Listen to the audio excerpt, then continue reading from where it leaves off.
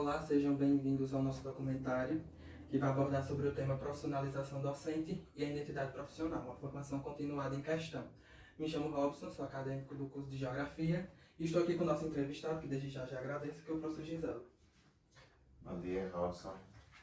Sou o professor Giselo, sou licenciado em Geografia desde 2009. Trabalho com Geografia no ensino médio, pelo estado de Sergipe, no Colégio Estadual Professor João de Oliveira. Trabalho também no município de Fátima, com Geografia, na escola Nossa Senhora das Graças, Povoado Bonfim. E ao longo desses anos pude também fazer uma especialização em Educação e Gestão Ambiental para poder complementar minha formação. E venho buscando também outras formações continuadas para desenvolver no meu trabalho. Até dentro desse questão da formação continuada, a gente vê que hoje a tecnologia avança bastante. E com esse avanço, tanto os alunos quanto a própria sociedade, ela é muito conectada.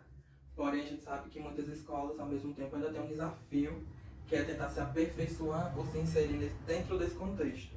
Como se vê o papel do professor dentro desse contexto de uma maior tecnologia em sala de aula?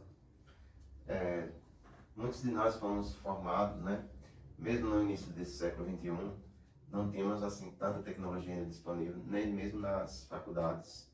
Eu fiz uma faculdade, foi faculdade particular, né?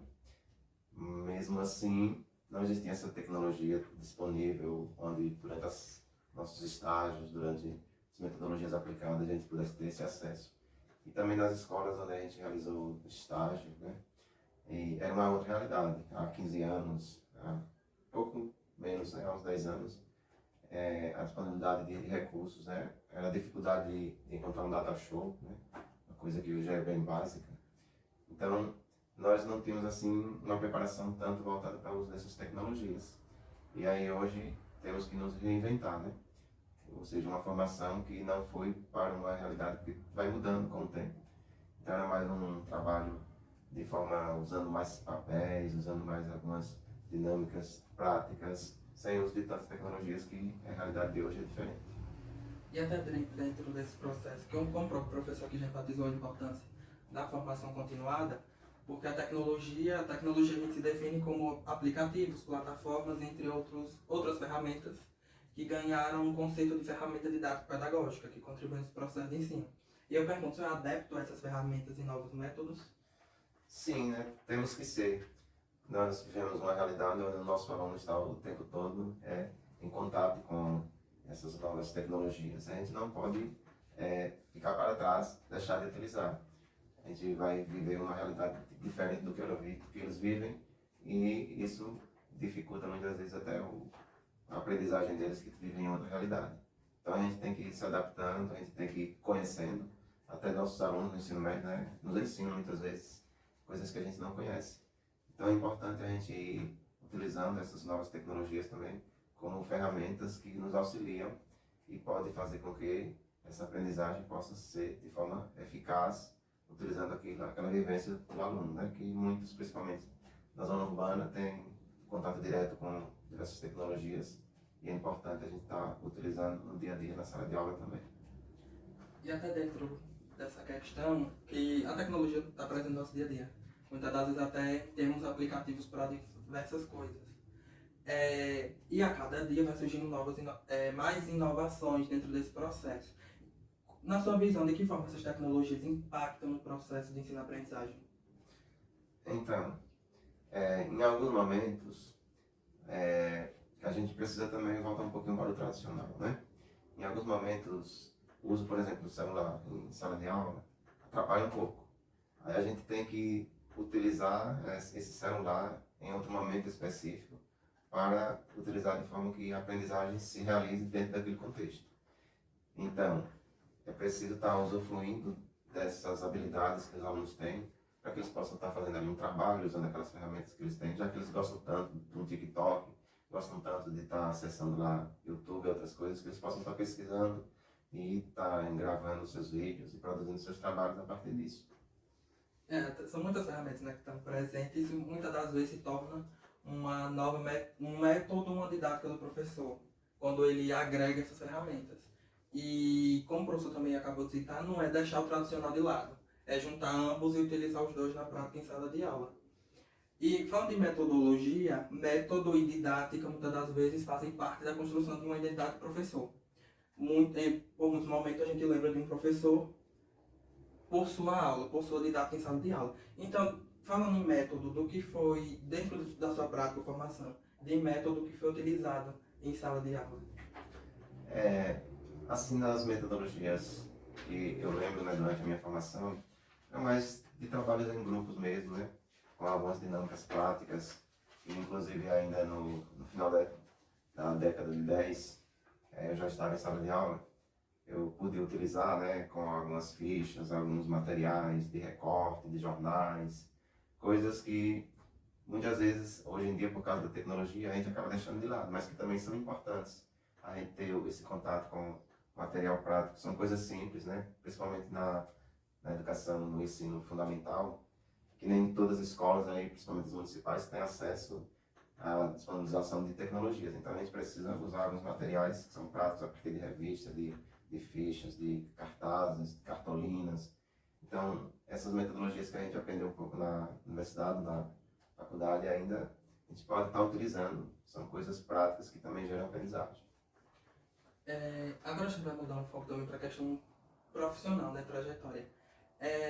Do seu início na prática docente, vendo o que ocorre atualmente, o senhor, na sua visão, como o senhor vê esse processo de profissionalização da profissão, quais os pontos positivos, o que ocorreu e quais são os desafios? Então, como eu já citei anteriormente, eu vi muitas mudanças, né? Coisas que a gente aprendeu algumas metodologias, nem são utilizadas mais. Estão surgindo novos desafios, novos materiais chegam na nossa escola e a gente precisa aprender a utilizar, né? Como, por exemplo, a lousa digital que chega na escola, muitas vezes a gente não teve esse acesso e acaba não utilizando. E diversos outros materiais, a gente precisa estar tendo sempre alguém, algum curso extra para estar nos reforçando essa aprendizagem. Então, hoje em dia é importante ter essas tecnologias, mas também ter essa formação. Então, muitas vezes, a gente viu agora a situação que ocorreu durante a pandemia, que foi um grande desafio apresentado para nós, e muitos não estavam tão preparados, ou quase nada preparados, para utilizar aulas remotas, né?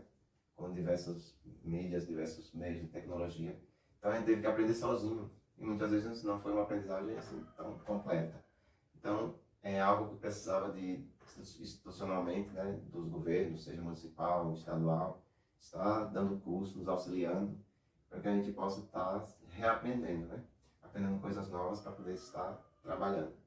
Porque no ensino médio, por exemplo, agora, com os itinerários formativos, até mesmo em termos de conteúdos, nós temos desafios, né, porque é para trabalharmos mais temáticas e não conteúdos próprios das áreas, né, das unidades curriculares. Então, algo que a gente não se preparou para isso. E aí, vários eixos que são propostos para a gente trabalhar. Então, a gente não tem uma formação específica, precisa estar buscando. E é importante que as secretarias de educação possam estar sempre nos oferecendo a oportunidade de nos prepararmos mais. Você sempre esteve convicto na escolha de ser professor? Se sim, como se deu essa escolha, em que momento? Na verdade, eu não escolhi, né? Foi a profissão que me escolheu. Como assim?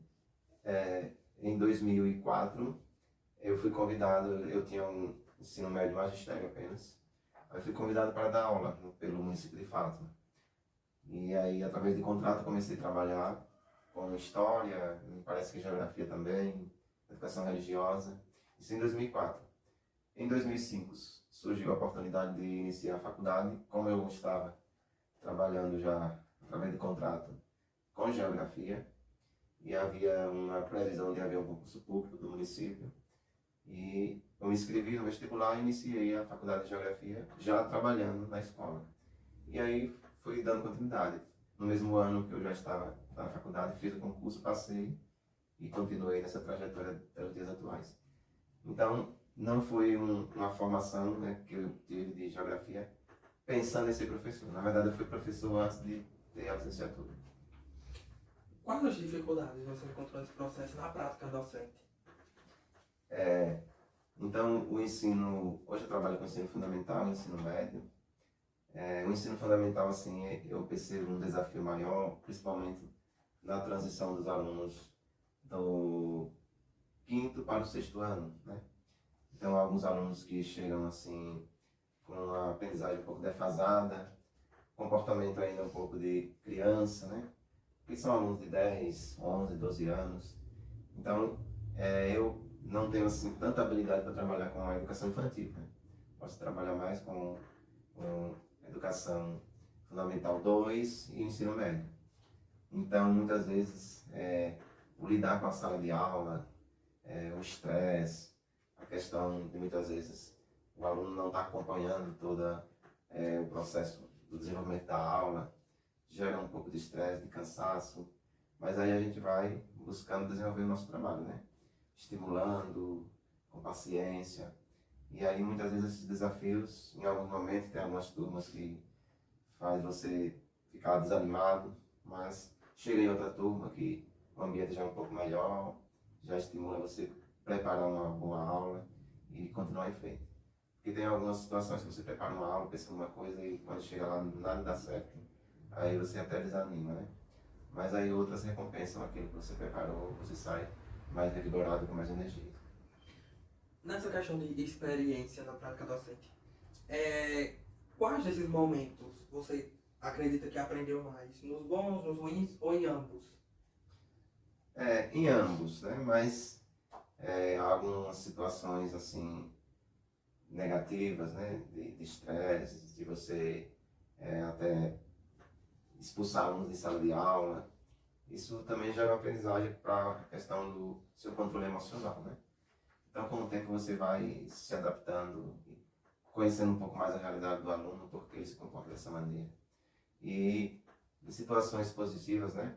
Em relação aos resultados dos alunos, quando eles trabalham com projetos, a gente vê que é importante estar desenvolvendo projetos onde eles possam desenvolver habilidades que na aula do dia a dia muitas vezes eles não estão ali tão desenvolvendo, não se entusiasmam tanto. E na aplicação de alguns projetos eles se entusiasmam e produzem habilidades que a gente nem sabia que eles tinham. Continuando nessa ideia de projeto, qual projeto que você já elaborou e desenvolveu que ficou mais marcado na sua trajetória até o momento? Eu já trabalhei em alguns projetos voltados para o meio ambiente, outros relacionados à música. A música porque eu também trabalho com arte e geografia, lá no ensino fundamental. E existe também a geografia, né, musical. Dentro da geografia eu trabalho com música. Agora na questão ambiental, eu lembro de um tema importante que trabalhei, que foi os elementos da natureza. Acho que foi em 2010 por aí. Então, terra, água, fogo, ar. Então foi um projeto que me lembra bem, porque foi bem trabalhado em todas as turmas na época, esses 4 elementos. E na culminância eles fizeram diversas apresentações de teatro, de músicas, de coreografias. E isso me deixa bastante na memória. O que te instigou a elaborar esse projeto? Então, a realidade da preocupação ambiental em que nós vivemos, né? Houve também no período um projeto a nível nacional, que era a questão da conferência ambiental. E aí, observando também que na realidade em que a gente vivia, a questão da escassez de água, a problemática também de poluição em relação ao rio que fica próximo da escola. Então, relacionando esses elementos do nosso dia a dia, a gente observava que era importante trabalhar essa temática, que fazia parte da nossa realidade, não era algo tão distante, né? Então, esses elementos da natureza fazem parte da nossa vida, do nosso dia a dia, e é preciso cuidar, né, preservar para a gente ter, assim, uma boa qualidade de vida. Quais as dificuldades que você encontrou na elaboração, seja no processo inicial de construção, como também na própria prática? Então, há uma década atrás, a gente tinha mais limitações de acesso à internet. Então, as pesquisas teriam que ser mais bibliográficas. Até mesmo na internet não tinha tanto material quanto tem hoje, né? Vídeos, você ia conseguir baixar músicas, outras coisas. Então, para você ter acesso a uma bibliografia era mais complicado. Então, era um processo de pesquisa mais demorado. E aí, mas mesmo com essas limitações, a gente foi buscando adaptar dentro daquilo que a gente encontrava e aí desenvolvendo dentro da realidade em que a gente se encontrava. Vou pegar desse nosso finalzinho, juntar duas perguntas. Primeiro, só acabou de dizer que, em muitos casos, se surpreende com as ações de alguns alunos, porque eles conseguem mostrar um lado que muitas das vezes eles não mostram na sala de aula. Então, minha pergunta é voltada para isso. Porque, na sua visão, qual é a importância desses projetos e que impacto eles trazem para o aluno e também na sala de aula? Muitas vezes, se a gente pensar assim do ponto de vista de uma educação mais tradicional, a gente diz, o projeto só vai tomar tempo da nossa aula, né? Vai deixar de desenvolver conteúdos. Mas no dia a dia da prática dos projetos que eles vão adquirindo também novas aprendizagens. Então, muitas vezes, aquela aula de rotina não entusiasma o aluno. E aí, o desenvolvimento da prática de projeto, como eu disse, existem diferentes habilidades, diferentes formas de aprendizagem. E aí tem alguns que têm uma inteligência mais musical, outra inteligência mais na escrita, outra tem uma inteligência mais na pintura. Então é preciso estar estimulando e desenvolvendo essas habilidades que muitas vezes o aluno tem, mas ele não teve a oportunidade de desenvolver. Inclusive, nessas próximas semanas, né, lá na escola de ensino fundamental no Município de Fátima, vou estar promovendo um projeto relacionado à música, que envolve geografia e envolve também a questão da arte. E aí, trabalhando com a letra de músicas e também nós vamos ter a apresentação de corais, show de calouros, ou seja, trabalhando músicas que estão relacionadas à geografia e também desenvolvendo as habilidades deles voltadas para as diferentes inteligências. Então, é importante, é fundamental buscar, através desses projetos, também uma forma de trabalho em grupo, que eles possam desenvolver essa habilidade, a consciência da importância de trabalhar junto, a cooperação também é fundamental, né? Para fazer com que esse individualismo possa ser rompido dentro dessa sociedade capitalista que temos, desenvolver essa prática da cooperação, do trabalho em grupo. Então, dentro da escola, isso é fundamental para a criação de uma sociedade mais solidária, né? Mais fraterna, que possa trabalhar de forma mais conjunta. Nesse nosso finalzinho, eu quero agradecer especialmente ao professor por ter aceitado o convite. Agradecer também quem está nos ouvindo. Esse foi o nosso documentário que abordou sobre a profissionalização docente e identidade profissional em vistas à formação continuada em questão, mostrando a necessidade da formação continuada e da importância da criação de projetos que instiguem cada vez mais a participação dos alunos. Muito obrigado. Obrigado a você, Robson. Sempre que precisar, estarei à disposição para qualquer outra situação.